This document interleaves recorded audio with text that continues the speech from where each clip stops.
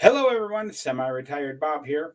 I talk about the carnivore diet, all things related to the carnivore diet, and miscellaneous odds and ends.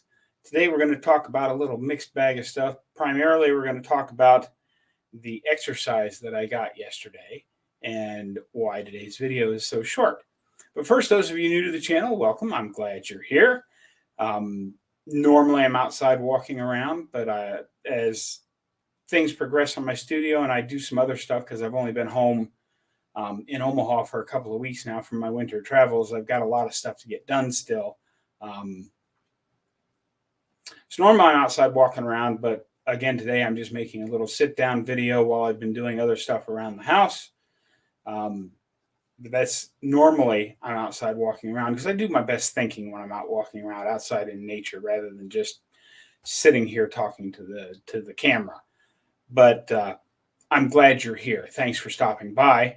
For those of you returning, welcome back. Again, I'm sorry I'm not out walking around for you today because I know a lot of you like to take your walks while I'm out walking, but today we're just going to have to sit here and talk just a little bit. Before we get into today's topics, I do want to say, if you're still here, go ahead and subscribe. Hit the like button, leave a comment, do all the YouTube-y kind of stuff, because the primary purpose of this channel is to show you that it's never too late to change your life. I am rapidly approaching my 60th birthday. 11 months ago, I couldn't do anything. I was literally just sitting around the house waiting to die. And that's the first topic I want to talk about, my brain power and, statins. Because I took a statin for about 8 years when I was first diagnosed with diabetes. Everything was, all my markers were off. They gave me a statin. And of course, statins contribute to diabetes. I believe rather than statin helping me, the statin is one of the things that added problems. And we'll just leave it at that. But I did not notice it while I was taking the statins, how foggy my brain had become. I'm definitely dumber than I was. I'm slowly getting things back. But I was definitely, not thinking clearly.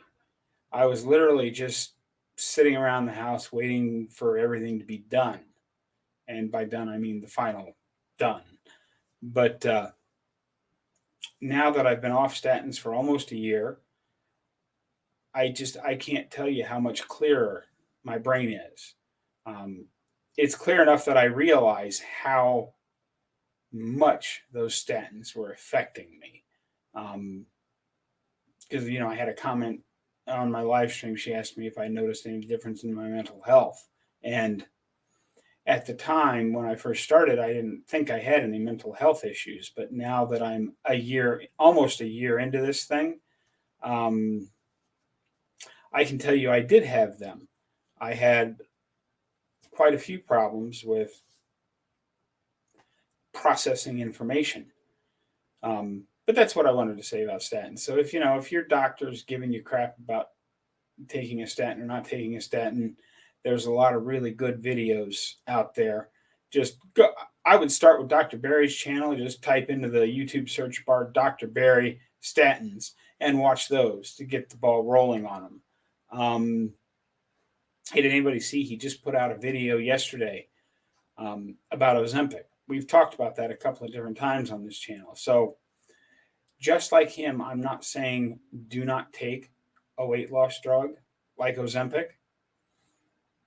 I am saying watch Dr. Barry's video on Ozempic so that you understand what you're getting into, what the pros of it are, what the cons of it are. Because I was having a conversation over my back fence yesterday with my neighbor, and one of the things we talked about, pharmaceutical companies, all drugs. They don't like to talk about it, but there are side effects to pretty much everything you put in your body. Even food, the side effect of me eating the proper human diet, species appropriate, species, the species appropriate diet of mostly muscle meat of large ruminant animals and the associated fat, with a few other things here and there. The side effect of that, or the effect of that, is I have much better health today than I had back then. But any pharmaceutical that you put in your body, you have to weigh the difference. Yes, the pharmaceutical will probably help the thing that your doctor's prescribing it for, but you need to understand what the other side of things are, the adverse effects, and then make your own informed decision on, is this a sacrifice I'm willing to make? The example I can use, arthritis drugs. I had one at one point that, until we switched them around back, this has been 15 years ago or so, I took an arthritis drug that definitely made it so that I could move around a little easier, but I was getting leg cramps at night. And I decided that the leg cramps at night were probably okay, because getting woke up once in the middle of the night with a severe leg cramp, stand up, stretched out, go back to bed, that was preferable to not being able to walk at all day. And this was way back before I got so bad I could barely stand for 2.5 minutes. But I made that informed decision until we investigated some things further and he switched up some of my drugs. But you have to decide whether the side effects versus what it's supposed to cure are worth, the trade-off. But that's where we're at there. I got another YouTube comment yesterday, guys. I had to laugh. Obviously, somebody who just watched yesterday's video and did not know the entire story, but the comment was so inane, it was funny. He's like, go ahead and eat some leafy green vegetables too. It won't hurt you. Well, yes, actually, it will hurt me. If you go back and watch all of my previous videos, I was eating a lot of leafy green vegetables back during the early years. Now, we're not talking about the last couple of years where I'd pretty much given up after having had, heart surgery and was just sitting around waiting for the end. I don't count those 2 years or so in my diet in general because, yes, they count. They made me even sicker, but at that point I didn't care. But prior to all of that, I was following the standard gout diet. And if even today you look it up, you go to Dr. Google and type in gout diet, you're going to find exactly the same thing that I was given back in 1983. Even though I now know that it's false, that's still the information being given out. So, yes, eating some leafy green vegetables will actually hurt me. So, if you're going to leave comments on my videos, at least have half a brain. That's all I got to say about that. The main thing I wanted to talk about was exercise and why today's video is going to be so short, and it may even be a little late getting up. I don't know. I had, as you know, if you've been following my videos, I trimmed the bushes on the side of the house, and I took the loppers out into the backyard and started hacking down some weeds, some volunteer weeds that had grown very large. Before they greened up and got pricklies on them, I went through and cut them all down with the loppers, but they were just laying in the backyard. And today was trash day, and I wanted to try and get them cut up into small enough chunks to put them in yard bags so I could put them out on the curb. As it turns out, it's not going to happen until probably next week or the week after, because I drug all those, I didn't think to film any of it, but I drug all those long branches up to my back patio, which is basically just a big slab of concrete, and set them there and started hacking them up with the loppers into chunks, about yay big, so that I could get them into the bag easier and not have to worry about stuffing them down in or poking holes in the yard bag and all that stuff. But I really gave my shoulders a workout to the point where I'm a little bit on the sore side today because I did probably quite a bit too much, and I only got about halfway through because there's a lot of I cut down a lot of branches. Um, but that's what I wanted to talk about with exercise today. Going back to the beginning, do I think you have to exercise to lose weight? Absolutely not. I did not do any form of exercising for the first 4 months because I was at the 4 month mark when I started my September walking challenge and just started walking a little bit. And if you go back and watch, I'll link that in the end screen to the start of that playlist. If you go back and watch that, you'll see that I literally just walked down to the corner and back. The video was 3.5 minutes long, and I was done. And that was at the 4 month mark, yet I'd already lost a substantial amount of weight. Now, I am getting better body recomposition because I've started walking and doing push-ups and squats. And now that I've been home, I've been doing a lot of physical activity type exercise, like cutting up all these branches.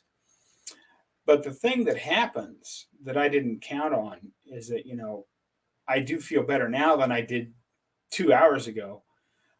Several years ago, if I had tried to do all that work, I could have gotten it done, but then my muscles would have been sore for days. I'd have been sitting here in front of the computer going, well, it's going to be at least a week or two before I can get back out there and finish up on that job. Now I'm thinking, since tomorrow's supposed to be fairly nice, I'm going to get out and get that done. But we shall see. But the recovery time from extreme exercise is so much better now that I'm on the carnivore diet. And you'll know when it's time. You don't have to exercise to lose weight. And when I say weight, I do mean fat. Because as I've said many times on this channel, nobody ever says, well, I'd like to lose some weight, so maybe if I stop eating this and this, I can lose some bone density. Or if I stop eating the other thing, I can lose some muscle mass. Nobody wants to lose bone density or muscle mass or connective tissue integrity just to be a little lighter on the scale. When people say they want to lose weight, they're talking about fat. Fat is not a dirty word. You're allowed to say it. But so you do not have to have exercise to lose fat. You just don't. The problem that happens is that if you don't, when you feel time, and you'll know when you've recovered enough that you can start doing some things, your body will tell you it's time to get up and start moving. If, let's say, you're in the point I am where you've lost 145 pounds, but it never, during that point, did you pick up any exercise to start rebuilding your muscles? What have you accomplished? Well, yeah, you're 145 pounds lighter, you're a lot healthier, but you're still unable to do the things that you wanted to do, because what you really wanted to do, I mean, yeah, looking nicer, losing weight, all that stuff is great. But as I've talked about many times on my channel, your why. Why are you doing this? For me, I want to be able to thru hike the Appalachian Trail. For others, it might be take the grandkids to the zoo, take your dog for a walk, whatever that why is. If you haven't done any exercising during your weight loss journey, when you get to a year into it like I am now, you're still going to be sitting there wondering why you can't walk your dog around the block. Well, because you haven't exercised those muscles. So I do believe that for fitness, exercise is required. For pure fat loss, it's not. But again, if you're not exercising, even if it's just standing up and sitting down a couple of extra times a day, if you're not doing some kind of physical activity to help yourself get better 1% a day, what have you really accomplished if you still can't do the things you want to do when the end of your weight loss journey comes around? Those are my thoughts. That's what I had for you today. I do want to remind you that on July the 27th at 2 p.m., I'm going to have a get-together. At some point, I'm going to make up a flyer for it and put it out there and give you all the details and how to sign up and that kind of stuff. There's not going to be a whole lot of, the only cost is going to be how much it actually costs to golf if you want to golf. I know Dave is going to cut us a break on that. And the more people we get, the bigger the break is going to be. I mean, if we end up with 100 people coming, it's probably only going to be $4 or $5 to play 2 rounds of golf.